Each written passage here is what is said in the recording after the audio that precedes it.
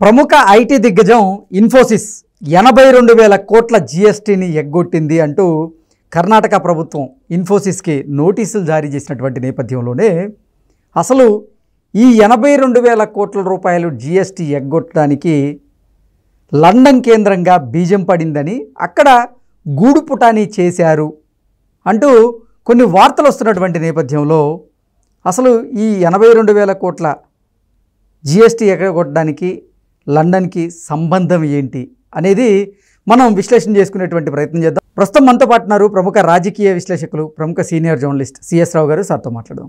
Sir hi sir. Hello. ప్రముఖ IT దిగ్గజమైనటువంటి Infosys 82,000 కోట్ల రూపాయల జీఎస్టీని ఎగ్గొట్టింది అంటూ ఇప్పటికే కర్ణాటక ప్రభుత్వం ఇన్ఫోసిస్కి నోటీసులు జారీ చేసినటువంటి నేపథ్యంలోనే అసలు ఈ ఇన్ఫోసిస్ 82,000 కోట్ల రూపాయల జీఎస్టీని ఎగ్గొట్టడం వెనక లండన్ కేంద్రంగా ఒక గూడు పుటానీ జరిగింది అనేటువంటి వార్తలు ఇప్పుడు సోషల్ మీడియాలో చక్కర్లు కొడుతూ ఉన్నాయి. ఇంతకీ ఈ ఇన్ఫోసిస్కి లండన్కి, ఈ ఇన్ఫోసిస్ ఎగ్గొట్టినటువంటి 82,000 కోట్ల రూపాయల జీఎస్టీకి లండన్కి సంబంధం ఏంటి అంటే ఏం చెప్తారు? ఇప్పుడు ధనవంతుడు ఏం చేసినా కానీ, కుబేరుడు ఏం చేసినా కానీ భారతదేశంలో చెల్లుతుంది అనడానికి ఈ ఇన్సిడెంట్ ఒక ఉదాహరణగా మనం విశ్లేషణ చేసుకోవచ్చు. ఎందుకంటే దాదాపు వారం రోజుల క్రితం ఇన్ఫోసిస్కి 82,000 కోట్ల రూపాయల జీఎస్టీ ఎగ్గొట్టింది అని చెప్పి కర్ణాటక ప్రభుత్వం నోటీసులు ఇచ్చారు అనేది ఒక న్యూస్. ఈ న్యూస్ నేషనల్ పేపర్లో వచ్చింది, రీజనల్ పేపర్లో వచ్చింది, అన్ని రకాల మీడియాలో వచ్చింది. అది సడన్గా 24 గంటలు తిరగకముందే కర్ణాటక ప్రభుత్వం ఆ నోటీసుల్ని వెనక్కి తీసేసుకుంది. తీసుకొని ఈ 82,000 కోట్ల జీఎస్టీ ఎగ్గొట్టింది అనే దాని మీద రివ్యూకి కేంద్ర ప్రభుత్వానికి పంపించింది. కేంద్ర ప్రభుత్వంలో ఏం జరిగింది అనేది నేషనల్ మీడియా ఇవ్వాలి కదా. 82,000 కోట్ల రూపాయలు జీఎస్టీ గోల్మాల్ అని అంటే చిన్న విషయమా, చిన్న న్యూసా? అది ఎందుకు మరి నేషనల్ మీడియా దాన్ని టచ్ చేయట్లేదు? అంటే ఏ స్థాయిలో మీడియా మీద ప్రెషర్ ఉంది, ఇటువైపు నుంచి ఉంది అనేది ప్రత్యేకంగా చెప్పవసరం లేదు. ఇన్ఫోసిస్ లాంటి కంపెనీ మీద ఇలా 82,000 కోట్ల రూపాయల మిస్యూజ్ జరిగింది అనేటువంటి ఒక న్యూస్, దాని ఫాలోఅప్ లేదు అని అంటే దాని వెనక ఎంత గూడుపుటని జరిగి ఉంటుందని చెప్పేసి అంచనా వేసుకోవచ్చు.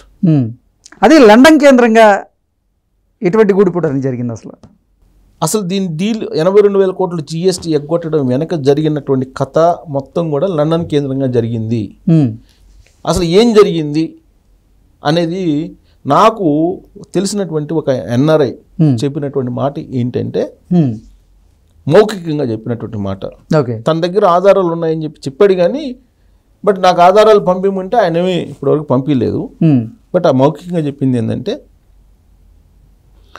ఇన్ఫోసిస్ సంబంధించినటువంటి ఒక ప్రముఖ లేడీ, ఆవిడ ఆంధ్రప్రదేశ్ సంబంధించినటువంటి ఒక కీలకమైనటువంటి పోస్ట్ని నిర్వహించినటువంటి లీడర్ కుమార్తె, వీళ్ళిద్దరూ కలిశారు లండన్లో 2 years బ్యాక్. వీళ్ళిద్దరూ కలిసి చేసినటువంటి గూడుపుటాని కారణంగానే ఈ 82,000 కోట్ల రూపాయల జీఎస్టీ వ్యవహారం నడిచింది. అక్కడే బీజం పడింది. ఆ రోజే వాళ్ళిద్దరు భేటీలోనే బీజం పడింది అనేది ఆయన చెప్పినటువంటి మాట. ఇప్పుడు నేను చెప్తే ఆంధ్రప్రదేశ్కు సంబంధించినటువంటి కీలకమైన లీడర్ కుమార్తె లండన్లో ఒక ప్రముఖ యూనివర్సిటీలో MBA కంప్లీట్ చేసింది. ఆవిడ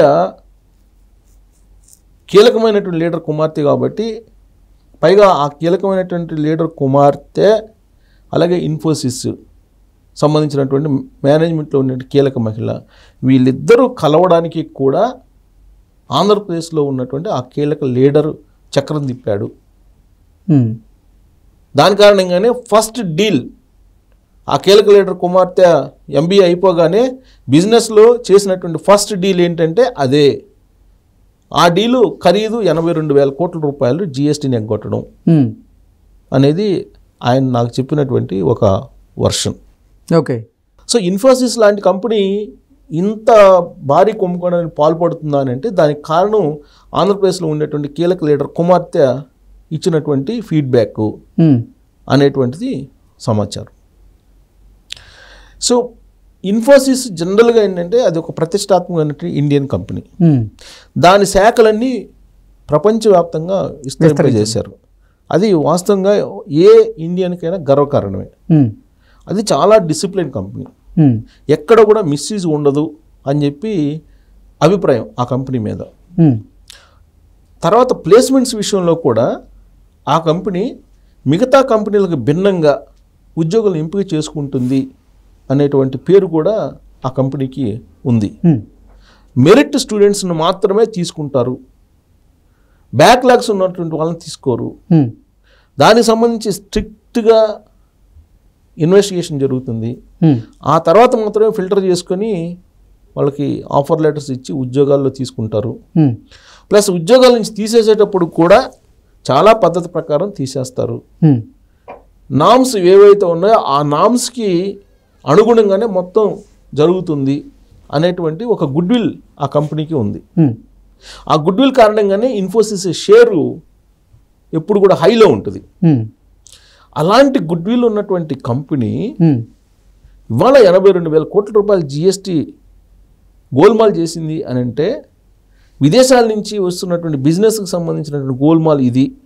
వివిధ దేశాల్లో ఉండేటువంటి ఇన్ఫోసిస్ కంపెనీకి సంబంధించినటువంటి జిఎస్టీలో జరిగినటువంటి గోల్మాల్ ఇది అనేది కర్ణాటక ప్రభుత్వం గుర్తించింది, మనం చెప్పడం కాదు. దాన్ని కేంద్ర ప్రభుత్వం ఫైనల్ చేయాలి. చిన్న కుంభకోణం కాదు కదా ఇది, నిజమైతే కనుక దీని మీద రివ్యూ నిర్వహించి అసలు వాస్తవాలు వాస్తవాలు చెప్పాలి కదా. ఇంతవరకు చెప్పాలి, తొక్కి పెట్టారని చెప్పి కొంతమంది అంటారు. ఇప్పుడు కాంగ్రెస్ పార్టీ కూడా దీని మీద కాన్సన్ట్రేషన్ చేయాల, ప్రధాన ప్రతిపక్షంగా ఉంటూ ఇండియా కూటమి అధికార పక్షం కాముగా ఉంది. వీళ్ళు ఎందుకు చెప్పట్లేదు? మీడియాలో దాని ఫాలోఅప్ న్యూస్ కూడా రాకుండా చేశారు. దానికి కారణం ఏంటంటే ఆంధ్రప్రదేశ్లో ఉండేటువంటి కీలకమైనటువంటి లీడర్ నేషనల్ మీడియాని మేనేజ్ చేస్తున్నాడు. గతంలో కూడా ఎన్నికలప్పుడు మేనేజ్ చేశారు. అలాగే నేషనల్ మీడియాని కానీ ఇంటర్నేషనల్ మీడియాని కానీ ఇన్ఫోసిస్లో ఉండేటువంటి కొంతమంది మేనేజ్ చేశారు. టోటల్గా గవర్నమెంట్లో మేనేజ్ చేస్తున్నారు, కేంద్ర ప్రభుత్వంలో ఉండేటువంటి కొంతమంది కూడా మేనేజ్ చేశారు. అందుకే న్యూస్ రావట్లేదు. దీనికి సంబంధించినటువంటి మొత్తం వివరాలు త్వరలోనే బయట పెడతాను అని చెప్పి ఆయన చెప్పారు నాకు. ఆయన ఎప్పుడు బయట పెడతారో తెలీదు. వివరాలు మొత్తం బయట పెడతాను.